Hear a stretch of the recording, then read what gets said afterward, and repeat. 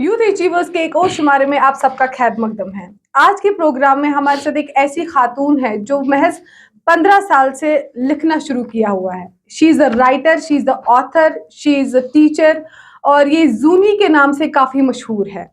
ये एक ऐसी खातून है जो पूरे इंडिया में जिन्होंने अपना नाम दर्ज किया है इंडियाज वर्ल्ड रिकॉर्ड में for recreating the poetry of Habba खातून। आइए आपकी मुलाकात कराते हैं सौलिया शबीर से। जी बहुत बहुत शुक्रिया आपका हमें वक्त देने के लिए। Thank you so much. अस्सलाम वालेकुम। सौलिया जी, चूंकि आप तारीफ के मोहताज नहीं है, ऑलरेडी आप स्क्रीन पे इतनी बार आ चुकी है, इतने इंटरव्यूज दे चुके हैं, तो ऑलरेडी लोग आपको पहचानते हैं। लेकिन अभी हम आपकी जर्नी के बारे में जानना चाहेंगे कि मतलब your academics, your family background, everything about you. पहले बहुत बहुत शुक्रिया आपने मुझे यहाँ पे इनवाइट किया। और जैसे कि आपने कहा कि लोग मुझे पहले से ही जानते हैं, मैं वैसे इस सब में बिलीव नहीं करती बिकॉज बहुत टाइम हो चुका है मुझे स्क्रीन पे आए हुए। बट स्टिल मेरा नाम सौलिया शबीर है। मैं एक राइटर हूँ, ऑथर हूँ और एक टीचर हूँ और डलगेट से बिलोंग करती हूँ। मैंने अपनी स्कूलिंग मिंटो सर्कल स्कूल से की है और उसके बाद मैंने इस्लामिया कॉलेज से अपना जेनेटिक इंजीनियरिंग में ग्रेजुएशन किया। फिर मैंने अपना मास्टर्स किया। एंड आई नो ये सारा एक बहुत ही ऊपर नीचे वाला सिनारियो हो गया है, कभी एक चीज़ कभी दूसरी, क्योंकि मिसमैच हो रहा है, मिसमैच हो रहा है। बट मुझे लगता है this is how we writers are, never in synchronization. और मैंने अपनी जो लिखने की जर्नी है वो मैंने अपनी स्कूल से शुरू की थी जब मैं 15 साल की थी। एंड उसके बाद लिखती गई and then there came a time जब in the lawn of dark I, obsolete I and my favourite zone. Okay, so writing is your like favourite thing to do? Yes, writing मेरी favourite thing बन चुकी थी because we all know कि एक ऐसा time आता है हमारी ज़िंदगी में जब हम शायद ही किसी से बात करना चाहते हैं बिकॉज हमें लगता है कि कोई हमें समझ नहीं पाएगा, टीनेज जिसको हम बोलते हैं। एंड उस टाइम पे गोइंग राइट एंड लेफ्ट मैंने राइटिंग चूज़ किया and that's when I started writing. Sauliya ji, चूंकि जो कश्मीर के पेरेंट्स हैं, कश्मीर के ही मैं नहीं बोलूँगी, ओवरऑल जो पेरेंट्स हैं वो चाहते हैं कि उनके जो बच्चे हैं not they don't give much preference to the writing. वो चाहते हैं they do something professional degree, कोई प्रोफेशनल होते हैं लाइक डॉक्टर, इंजीनियर, समथिंग। तो आपको क्या लगता है कि आप के जो पेरेंट्स हैं उन्होंने कैसा रोल निभाया आपके इस राइटिंग स्किल में? वेल मेरे पेरेंट्स भी कश्मीरी ही हैं to tell that and we all know कि वो कैसे रिएक्ट कर चुके होंगे in the initial points because मुझे लगता है हम अभी भी डेवलप कर रहे हैं। आजकल की सोसाइटी कर रही है develop, but then we are growing. But then मुझे लगता है कि अभी भी कश्मीर का 70% जो माइंडसेट है वो इस चीज़ में है, आइदर डॉक्टर और इंजीनियर। गुलाम नबी बनो नेचू डॉक्टर से अच्छी बात doctor, I mean come on, that is Ghulam Nabi, I am not Ghulam Nabi. Okay. So that's the scenario. And मुझे लगा था कि क्योंकि I think it's been 4 to 5 years, मुझे लगा था चीज़ें बहुत चेंज हो गई है। जबकि रिसेंटली सिर्फ 2 दिन पहले मेरे पास एक बच्ची आई और उसने बोला please help me with publishing. तो मैंने कहा कोई बात नहीं, एक्नॉलेजमेंट में डाल दो मदर फादर। बोलती है मदर फादर ने तो हेल्प ही नहीं की, उनको तो पता ही नहीं है। एंड आई वाज लाइक सौलिया कहीं तुम इसकी किताब पब्लिश ना कर दो और इसके मदर फादर तुमसे लड़ने आ जाए। बिल्कुल। So I think it's once again we are still there and so कहीं ना कहीं पेरेंट्स को अभी भी है वो that we need a professional degree वाला बच्चा। मुझे नहीं लगता है कि पेरेंट्स इस पॉइंट में गलत है बिकॉज हमारा एजुकेशन सेक्टर, हमारी गवर्नमेंट, मुझे आप एक रोल दिखाइए जहाँ पे हमारी गवर्नमेंट ने ये प्रूव करवाया है कि हाँ जी writing is a very good skill, writing is a very good field. No, हम सिर्फ इसको पैशन के लिए इस्तेमाल करते हैं। कोई ऐसा राइटर, हाँ एक्सेप्ट फॉर फ्यू जो बहुत बुजुर्ग हैं, आजकल कोई ऐसा राइटर नहीं है जो बहुत श्योर है कि भाई मैं राइटर हूँ और मैं सक्सेसफुल हूँ। नो, बिकॉज मुझे नहीं लगता पेरेंट्स वहाँ पे गलत है। हमारा अपब्रिंगिंग सोसाइटी का, हमारी गवर्नमेंट, हमारा बैकग्राउंड ही ऐसा है कि we are bound to think about this thing. Sauliya ji, चूंकि आप कई सारी अपनी बुक्स लिखी हुई है और जिसमें से जो जून है वो काफ़ी फेमस हो गई क्योंकि जो लोग हैं वो काफ़ी रिलेट कर चुके हैं, उसके लिए आपको कई अवार्ड्स भी मिले। कि जब आपने पहली बार स्टार्ट किया लिखना लाइक 15 एज में, तो क्या सोच रही, कौन से ऐसे टॉपिक्स है जिन पे आपने लिखा, उस टाइम आप क्या सोच रही थी जिस पे आपको लगा कि नहीं मुझे इसको आगे परस्यू करना चाहिए? अब पहले मैंने बिल्कुल भी नहीं सोचा था मैं आगे परस्यू करूँगी। जैसे कि मैंने बोला कि मैंने एक एस्केप के लिए राइटिंग स्टार्ट किया था। तो मैंने लिखा, भाई उसने थप्पड़ मारा उसको तो लिख दिया, भाई पिंपल निकल गया तो लिख दिया। So these are very normal topics and if you will open the book obsolete, आप देखेंगे कि इसमें बहुत डे टू डे टॉपिक्स हैं जो एक टीनेजर की लाइफ में आते हैं। एंड वही चीज़ें मैंने लिखनी शुरू की। मुझे नहीं कभी भी लगता था कि I will go for publishing और something, because as I said दिमाग में ही नहीं था पब्लिशिंग कर सकते हैं, राइटर ऑथर बन सकते हैं। अगर ऑथर बनेंगे तो घर पे तो बहुत बार पड़ेगी बेटा, तो वो चीज़ें नहीं थी। But then there came a time, I think in 2019 18-19, जब मैंने देखा कि बहुत सारे लोग पब्लिश कर रहे हैं, शायद मैं कर सकती हूँ। एंड उस टाइम पे बिल्कुल भी कोई कॉन्सेप्ट नहीं था पब्लिशिंग क्या होती है, मिस्टेक्स क्या होती हैं, प्रूफ रीडिंग क्या होती है। मुझे लगता है आजकल के बच्चे They know much about they it. Know much about Yeah. This, since I am into teaching. मुझे पता है अभी 9th क्लास के बच्चों को इतना पता है जितना मुझे नहीं पता था when I was in 9th class, back before like 7-8 years I am talking. बहुत डेवलप हो चुके हैं बच्चे, मैं नहीं थी। एंड इसीलिए जो ये ऑब्सोलीट है आज उसको देख के हंसती हूँ, बट प्रिजर्व भी किया हुआ है, क्योंकि कहीं ना कहीं जो मैं आज हूँ, शुरुआत तो इसी चीज़ से हुई थी मेरी। तो जैसे कि आपने बोला कि बीइंग देसी पेरेंट्स, ब्राउन पेरेंट्स, तो वो नहीं ऐसा चाहते उनके बच्चे। लेकिन आज चूंकि आप स्क्रीन पे काफी ज्यादा आती है, इंटरव्यूज देती है, आपको एक पहचान मिली है आपकी किताब से, तो क्या रिस्पॉन्स रहा अभी आपके पेरेंट्स का आपकी तरफ से, आपके सिबलिंग्स मुझे का? लगता है कि हमें बच्चों को अपनी जिंदगी को एक दिशा में लाने के लिए, वी ऑल नो कि जब हमें कोई चीज़ हासिल करनी होती है, एक चैलेंज होता है। बट मुझे लगता है कि हमारी लाइफ में 2 चैलेंजेस होते हैं। एक चैलेंज होता है कि भाई पहले आप माँ बाप को मनाओ, दूसरा चैलेंज होता है मना के आप उस चैलेंज पे जाओ। सो this is double challenge. And obviously they were reluctant. Okay. And जब मेरी पहली book I, they were not aware of it. उसके बाद जब लोगों का रिस्पॉन्स अच्छा रहा, then they were like okay. And obsolete तक भी ठीक ठीक था, बट देन जून के बाद दे वर क्वाइट रिलैक्स्ड। तो आपके रिलेटिव्स में, आपके फैमिली में आपको काफी अच्छी खासी पहचान होके इज्जत मिली होगी। अल्हम्दुलिल्लाह। वो चीज़ मुझे लगता है कि लड़कियों को आजकल भी सोसाइटी में, हालांकि मुझे पता है लोग बोलेंगे क्या मॉडर्न लड़की ये बात बोलती है, but I am telling you the base thing. Okay. लड़कियां बहुत स्ट्रगल करती हैं, चाहे वो स्ट्रगल उनकी फैमिली में जगह लेने के लिए हो, चाहे वो स्ट्रगल उनकी शादी के बाद हो, या फिर किसी के साथ कि भाई मुझे शादी के बाद जॉब करनी है। Kind of a status. It is like एक लड़की बहुत लड़ती है अपने स्टेटस के लिए, और वो स्टेटस के लिए शुरू ही होती है लड़ाई उसके घर से। We know how many times mothers और फादर्स से पगा क्या करक वर्ग, पहले से ही धक्का लात मारते हैं पहले से कि पगा क्या करक वर्ग। And I remember a recent tip with my mother, मुझे नहीं करनी है शादी। एंड शी वाज लाइक, मैंने रोज कही थी, मैंने कहा ना मुझे नहीं करनी है शादी। एंड I felt कि मेरी मम्मा को थोड़ा टेंशन हो गया उस चीज से। एंड व्हाई डू आई से मुझे नहीं करनी है शादी, बिकॉज मुझे लगता है कि हम सब पहले से ही रेडी होते हैं, इसको दफा करना है घर से, you know? और उस चीज माइंड बनाया हुआ होता है एवरीवेयर इन होम। अगर अंकल भी आएंगे ना घर, मैं चाय लेके ऐसे जाऊंगी ना, सीधे जाओ, कल क्या ससुराल में करोगे। मुझे लगता है हमारी किस्मत ही ससुराल की पन्नों पे लिख दी जाती है। और मैं नहीं बोलती मुझे शादी नहीं कर, शादी से पहले एक अपनी जिंदगी होती है, पहले मुझे ये तो जीने दो अपने घर में। मुझे लगता है वो चीजें बहुत लोगों को लगेगा she is being dramatic, but आप एक लड़की से पूछो वो क्या फेस करती है, वो क्या फील करती है कि उसको पहले ग्रूम किया जाता है कि ऐसे नहीं करना क्योंकि तुम्हें ससुराल जाना है। हमें लगता है कि हम लड़कों को ये आजादी देते हैं, तुम चिल्ला सकते हो क्या, का सुन पागा।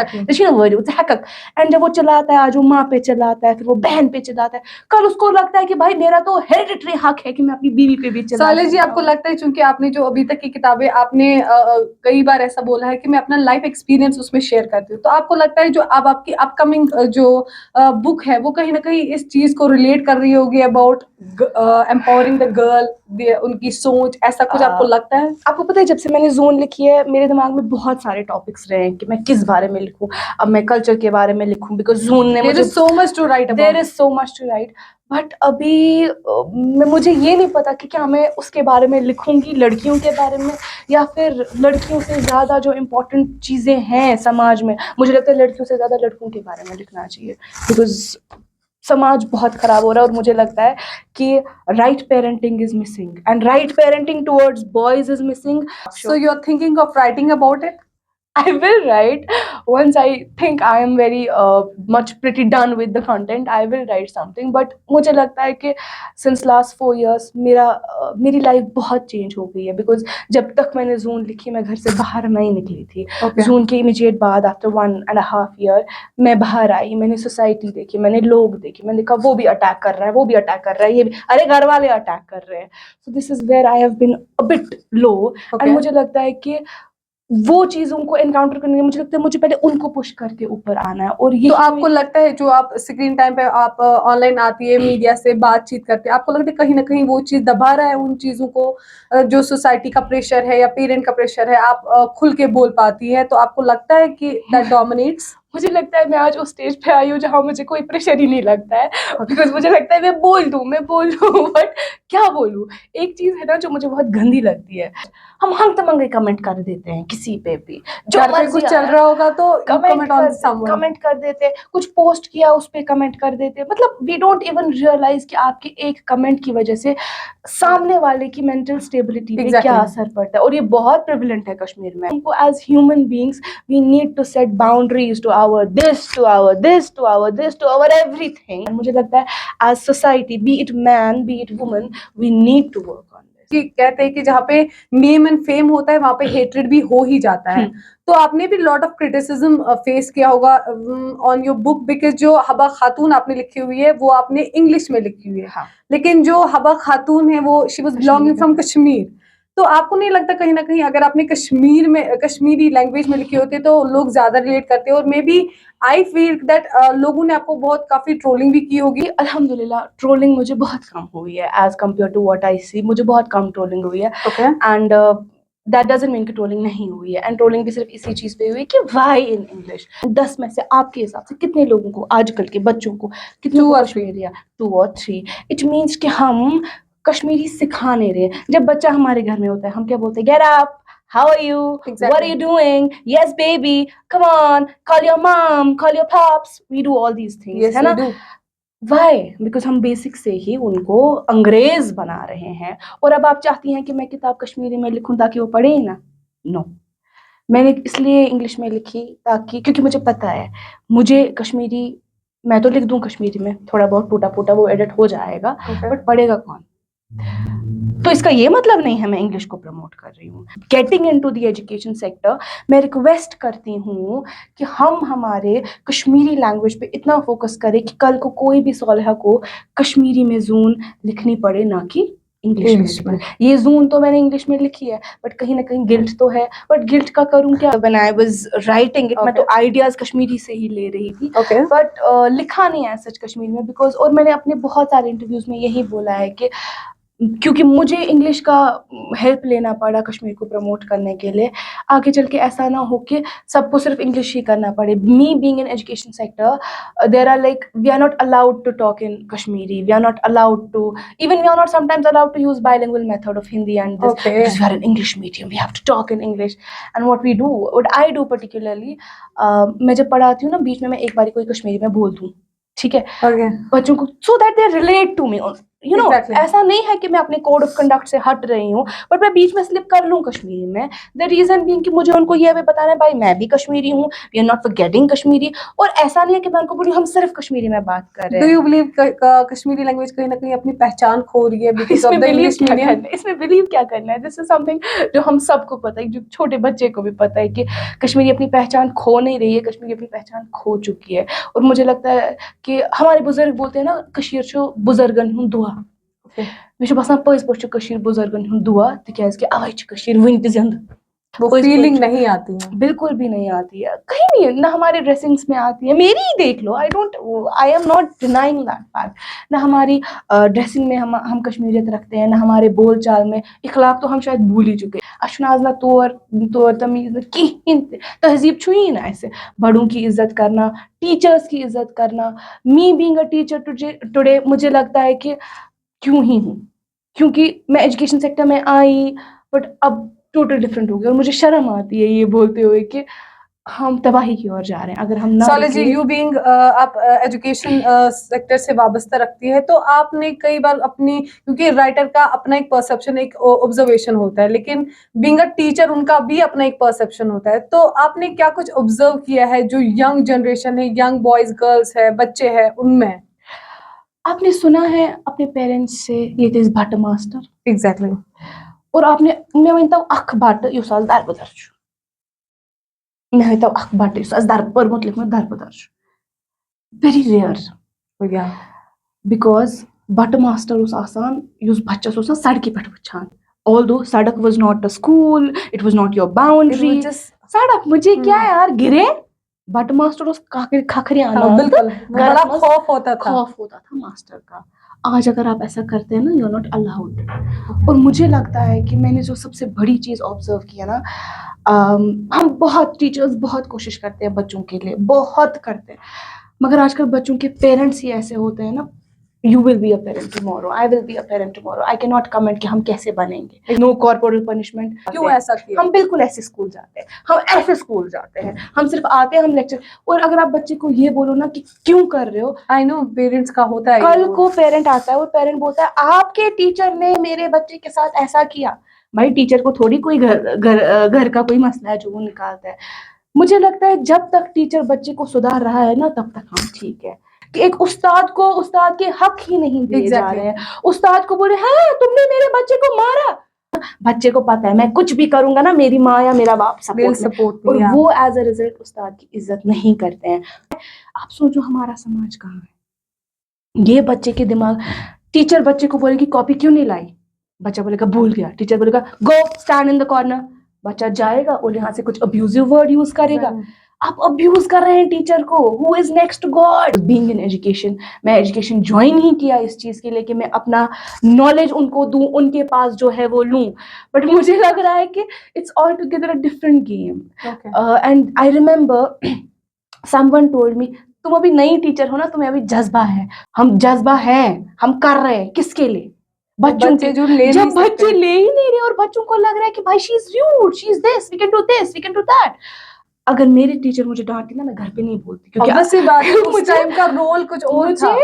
अभी भी मुझे लगता है कि अगर मैं मम्मा को कुछ बोलूंगी एंड शी विल से तुम ही ने कुछ किया होगा, बिल्कुल, है ना। जो उस टाइम के पेरेंटिंग करते थे, क्योंकि पेरेंट्स अब के और तब के काफी आजकल डिफरेंस के है। आजकल के पेरेंट्स बोलते हैं मेरा बच्चा बहुत सेंसिटिव है, एंड हम प्रमोट करते हैं, वेरी गुड बेटा, you're very sensitive, you're very sensitive, do we need to promote it, we No, need not at sensitive, all. what is sensitive, उठो दाब लग नहीं तो वक्त हो। एंड मुझे लगता है युस मोल मोज ने आज स्टैंड नी ना पन्निस बच्चे सिंदि खतर असल वेस मज, बच्चे ते तबाह, फ्यूचर ते तबाह, खत्म सॉरी। सौल्या जी, आप मुझे बताइए कि जो आपके, क्योंकि आप बहुत फेमस हैं, you Okay. Have a famous ये आप फेस, ही बोल रहे हैं मुझे। तो आपको लगता है कहीं वो प्रिविलेज कभी ना कभी आपको वो स्कूल में मिला है? बिकॉज आप एक राइटर है, आप अक्सर न्यूज में वगैरह आती है, तो ऐसा कुछ प्रिविलेज मिला आपको स्टूडेंट्स की तरफ से? Obviously there are many of my students जो मेरे को अप्रोच करते हैं और बोलते हैं मैम आप तो ऐसे हैं, आप तो मैं क्या करती हूँ ना, मैं उस चीज़ को अवॉइड करती हूँ। और मैं अवॉइड इसलिए करती हूँ बिकॉज मैं नहीं चाहती मेरे बच्चों के दिमाग में ये जाए कि मैम फेमस है तो हम भी हो जाएंगे, और वो अपना एक मेजर टाइम जो है उसको भूल जाए। आपको कहीं ना कहीं लगता है ऐसे कोई बच्चे जो, क्योंकि आप पढ़ा रही है, बच्चों में वो दिमाग में इस टाइम है वो लिखने का ज़ौक, वो शौक? देर आर मेनी स्टूडेंट्स जो मेरे पास आए हैं। मेरे टाइम पे मेरे क्लास में मैं एक थी जिसने लिखा। आज तो अगर आप 50 बच्चों के क्लास को देखेंगे उसमें कम से कम आपको 25 बच्चे मिलेंगे जो लिख रहे हैं, और मेरे से जो मैं उस टाइम पे लिखती थी उससे बहुत अच्छा लिखते हैं। So there are different, writing का स्कोप बढ़ रहा है, बट राइटिंग को एज अ पैशन के अलावा अगर हम एक as a source of future बनाएंगे तो मुझे लगता है कि काफी वो जो इंसान जो दोन खरावन पे रोजान बिल्कुल। दोन खरावन पे रोज कहते हैं पाई मैं क्या करूँ, मैं होर गूँ, मैं वेव्स थाउन, मैं पॉइंट थाउन, and it will be a very good feel as well. हम डायरेक्ट आपकी किताबों पे आते हैं, जिसके लिए आपको इतना नवाजा गया और जिसके लिए आपको ये, आप काफ़ी फेमस है, हबा खातून। तो आप मुझे बताइए, क्योंकि अभी भी कश्मीर में ऐसे लोग हैं जो ऐसा बोलते हैं कि हबा खातून जैसे कोई कैरेक्टर था ही नहीं। True, true. तो कुछ ऐसे बोलते हैं कि वो अपने माशूक के लिए लिखते हैं, True. कुछ ऐसे बोलते हैं कि वो अपने रब के लिए लिखती हैं। हाँ। लेकिन चूंकि आपने हबा खातून अच्छे से पढ़ा है, देखा है, हाँ। ज्यादा करीब है, तो आप क्या बोलती है, इसमें कितनी सच्चाई है? अगर आप मेरी बुक खोलेंगे, मैं अपनी बुक में लिख चुकी हूँ that it is your perception that it is for the beloved, Okay. Now you're beloved, it's up to you. Exactly. जब मैंने हबा खातून को पढ़ा, जब मैंने हबा खातून की हिस्ट्री पढ़ी, I was literally shocked क्योंकि बचपन से हबा खातून और एक सेंटेंस आया, she never existed. तो it was a shock for me कि है never existed. अभी तक जो हबा खातून कर रहे हैं. But then that is a different scenario कि What according to you? Haba Khatun was there because there have been certain proofs of Yusuf Shah Chak and that too his this grave in Bihar and all. तो वो चीजें हैं जिसकी वजह से I can say So it's not a 70%. fictional character, it is I will there. say according to me because Okay. 70% of the proofs, documentaries, they are all being showing that she was there, Okay. she existed as second wife of Yusuf Shah Chak, Chak. and some say they don't. Now it is the mix and match thing that we have to Exactly. go with. वो proper history नहीं है. We don't have the proper resources for anything. We had somewhere the resources of Haba Khatun and कुछ किताबें, कुछ CDs वगैरह थी. सौले जी, हम चाहते हैं कि आप अपनी बुक से कुछ लाइनें पढ़े फॉर हबा खातून. ये जो उनकी लाइन था ना, मल माज रचनस कंग कस्तूरे दद सैत असिम तननावान सुई पान लोग मो रह मुसाफिरे कैसे मारविन शूरे माशा. माशा. सौले जी, हम चाहते हैं कि आपकी जो किताब है जून, इसमें से आप कुछ 2 लाइंस पढ़े जो आपके काफी करीब है. सी जून मेरे बहुत करीब है एंड Okay. जब भी मुझे कोई पूछता है मैं एक रैंडम पेज खोलती हूँ. Okay, जो भी this- वहां आएगा मैं Done. Although I lie wearing happiness on my face, the deep down memories will scream aloud. Your name carved on my tranquil walls, within the body where oceans fall. There is a man lying inside, living far from my village, yet near my cage. And there is another place where he lives, in the skies we see where bee brews. Your wife is still young inside the room you're locked, where world sees me ugly, shattered, and dark, but fools remain fools apart from light, and I mind no being seen to them. Thank you so much for your time and for your books that you have written. और हम चाहेंगे कि आगे आप young generation के लिए या society के लिए ऐसा कुछ लिखेंगे. हम जानना चाहेंगे कि आपकी जो 3 बुक्स आपने अभी तक लिखी है उनका नाम क्या है. मेरी पहली बुक है इन the lawn of dark. Okay. वो एक ई बुक है. Okay. मेरी दूसरी बुक है obsolete, Okay. The poem market. ये मेरी बचपन की कलेक्शन है पोइट्री की. एंड तीसरी book obviously zone, the heart of हबा खातून. And you're still trying Obviously to write the 4th book. I'm writing, I will write and I'll try to write something. Like कितनी books sold out हो गई अभी तक जून की? Approximately 300 to 350 books are already Okay, that's a very big achievement actually. एक message हम चाहते हैं कि आप यंग राइटर्स को या जो हमारे यूथ है वो जो देख रहे हैं या व्यूअर्स है उनके लिए एक message. Okay. So there's this important message कि आप किसी को खुश करने के लिए कुछ ना करें, अपने अल्लाह को खुश करें और अपने आप को खुश करें. जब आपका अपना आप खुश रहता है तो डेफिनेटली सारी चीज़ें ऑटोमेटिकली लाइन पे आती है. जब आप लोगों को खुश करते हैं तो आपके दिल में एक ग्रज रहता है और फिर एंड पे वो फ्रस्ट्रेशन आ जाती है कि हाय मैंने क्या किया. So और आप खुद भी नहीं कर पाती है कुछ नहीं कर पाएगा इंसान को. So just make yourself happy and make sure that he is happy with you. Okay, thank you so much for your valuable time. Thank you so much. मिलते हैं आपसे एक और नए शुमारे में एक और नए शख्सियत के साथ. तब तक के लिए हमें दीजिए इजाजत. अल्लाह हाफिज.